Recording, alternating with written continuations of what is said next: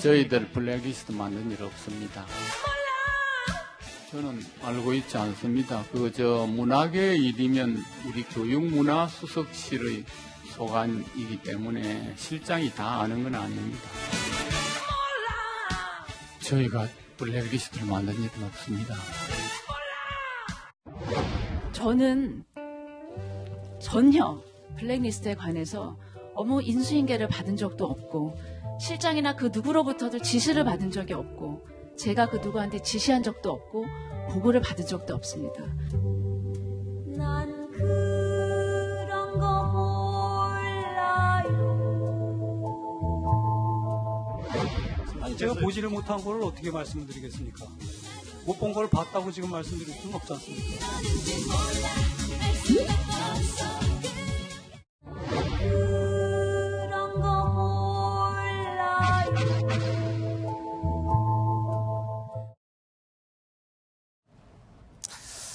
자, 일단은 오늘 블랙리스트에 연루된 사람들, 주된 인물 3명만 지금 영상으로 저희가 꾸며봤는데요.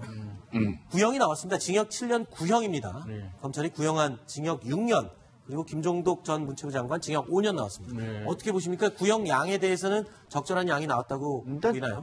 직권남용이라고 정치적 어떤 무게를 떠나서 형사 범죄로 나왔을 때 직권남용 자체는 이제 법정형이 5년이기 때문에 그 5년에 가중을 해서 징역 7년을 구형을 한 것이고요.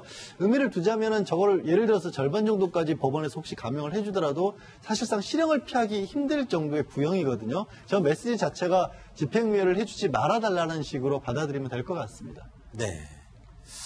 자, 일단은 오늘 구형을 받는 그 자리에서 조윤선 전 장관이 눈물을 흘렸다. 그런데 본인이 굉장히 억울함을 많이 호소했던 것 같아요. 어떤 부분에서 눈물을 흘린 겁니까? 네, 일단 블랙리스트를 알았다면 당장 중단했을 것이고 누가 됐든 이렇게 처리하면 안 된다고 설득했을 것이다. 그러니까 이 얘기는 이 검찰의, 그러니까 재판부의 이 발언권을 요청해서 직접 한 얘기인데요. 네. 그만큼 블랙리스트와 관련해서 이 자신은 무관하다라는 네. 점을 좀 강조하고 싶었던 것 같습니다. 조윤선 장관이 좀 약한 모습을 많이 보였었잖아요. 구치소에 들어가면서 귤만 먹는다라는 소문도 한때 있었고 쥐를 보고 기절을 했었다 이런 소문도 있었는데 예, 이게 심리가 상당히 불안했던 것 같고요. 네. 그러니까 심리 상태가 아주 불안하다 보니까 아마 변호사 하시는 분이 남편이시죠? 네. 예, 남편이 아마 이제 매일같이 가가지고 변호사니까 면담할 수 있지 않습니까? 하루 종일 네. 같이 앉아 있으면서 이 경우는 집사 변호사라는 말 하고 싶지 않습니다만은 네. 계속 자신의 부인 불러내가지고 같이 있으면서 옥바라지를 하면서 심리적으로 좀 안정을 시켰던 것 같습니다. 네. 자, 이런 가운데 박근혜 전 대통령도 재판 도중에 피곤한 듯이 책상에 엎드려 있어서 건강에 좀 이상이 있는 건 아니냐 이런 지금 우려가 지난 주말 동에 계속 나왔었죠? 사실 그래서 이제 박 전 대통령 측에서는 주 3회 정도로 재판을 줄여달라. 지금은 월, 화, 그리고 수요일 하루 쉬고 목공을 하고 있다 보니까 너무나 힘든 상황이다. 힘들 수밖에 없는 상황이죠. 왜냐하면 박 전 대통령실에서 검찰에서 진술서로 작성한 것들을 하나도 인정을 안 하고 모두 다 증인으로 불러서 직접 얘기를 들어보고 증인심을 해야 되기 때문에 이렇게 재판이 길어진 거거든요. 그러니까 심신이 지친 건 맞고 실제로 저는 아플 가능성도 있다라고 봅니다만 문제는 그렇게 만들어낸 게 과연 누구를 탓할 것이냐라는 네. 거죠. 알겠습니다. 자, 그리고 또 오늘 또 정유라 씨가 검찰에 3번째 출두를 했습니다. 그런데 지금 2번의 영장이 기각이 됐고요. 3번째 영장도 검찰이 만지작거린다라는 얘기가 나오고 있는데 일단 오늘 조사받으러 나온 정유라 씨의 모습 화면으로 먼저 만나보시죠. 무슨 내용으로 조사가 들어오신가요? 어머니한테 어떤 말씀 들으신 게 있나요? 충분히 검찰 조사 받았다고 생각하십니까? 양지열 변호사님, 원래 이 검찰의 협조를 굉장히 잘하기로 유명한 장시호 씨 다음으로 또 기자들의 질문에 또박또박 대답을 잘하던 사람이 정유라 씨인데 예. 근데 점점 시간이 갈수록 기자들의 질문에 말이 없어집니다. 이건 지금 뭔가 심경의 변화가 있다고 봐야 되는 건가요? 심경의 변화도 있었고요. 덴마크 법원에서 그러니까 수사를 재판을 받을 때까지만 해도 정유라 씨가 한 번이라도 일생에 있어서 어려움을 겪거나 누군가에게 추궁을 당해보고 이런 일을 겪었을까요?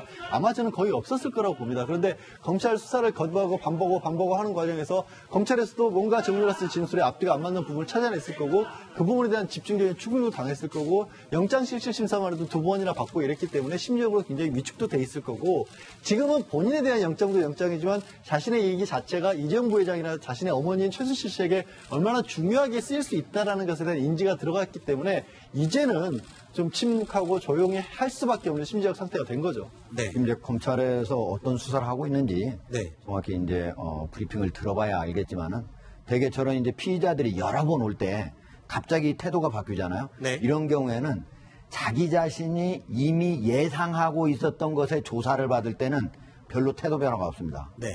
그런데 갑자기 검찰이 새로운 혐의를 드러낸다든지 자기가 미처 예상치 못한 비수를 꺼내든다든지 이럴 때는 이걸 어떻게 헤쳐나가야 할까 그에 대한 걱정이 많이 있기 때문에 태도가 확 바뀝니다. 네. 지금 아무래도 정유라 씨는 뭔가 검찰이 새로운 걸 할 가능성도 있다고 봅니다. 네. 이미 정유라는 굉장히 검찰 수사에 기여를 했어요. 그렇죠. 툭툭 터뜨린 게 대표적인 게 2가지가 있어요. 대통령하고 2번 전화했다는 거 얘기를 본의 아니게 했어요. 네. 아마 변호사들 엄청 난처했을 겁니다. 네. 그다음 2번째가 뭐가 있냐면 몰타 관련돼 가지고 얘기가 나왔더니 그 편지에는 안 썼는데요. 그러면 다른 편지가 있다는 뜻이기도 해요. 네. 이런 거 등등으로 해서 검찰에 큰 선물을 몇 개 줬거든요. 네. 변호인들 입장에서는 굉장히 아마 난처한 경우에 이르렀을 거예요. 그래서 아마 함구하는 쪽으로 네. 계속 얘기를 한 것 같고 오늘 아마 조사는요. 네. 말세탁 관련된 조사를 받았을 겁니다. 네. 삼성하고의 연관 관계에서 말세탁에 대해서 어느 정도 인지하고 있었고 어느 정도 가담했는지 여부.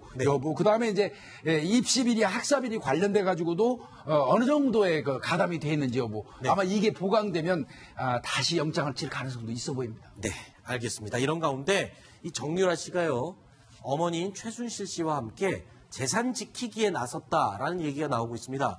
뭐 건물을 뺏기지 않으려고 지금 엄청 노력을 하고 있다고요? 어떤 내용입니까? 예, 검찰 법원에서 그러니까 정유라 씨가 지금 머물고 있는 건물이 최순실 씨 명의이고 지금 한국에 남아있는 거의 유일한 부동산으로 알려졌거든요. 미스 빌딩이라고 알려져 빌딩이죠. 예. 그 미스 빌딩이 한 200억 원대에 달하는데 그걸 추징 보전을 해놨습니다. 무슨 말씀이냐면 이걸 판매도 함부로 할 수 없고 담보도 제공을 못해서 나중에 혹시라도 불법적인 게 드러나면 그 재산의 그 건물의 대금에서 국고 환수를 할 그럴 계획인 거거든요. 네. 이렇게 묶여 있다 보니까 최순실 씨 모녀가 그 부분에 대해서 이의 신청을 하고 나선 겁니다. 우리 건물 자유롭게 처분할 수 있도록 해달라.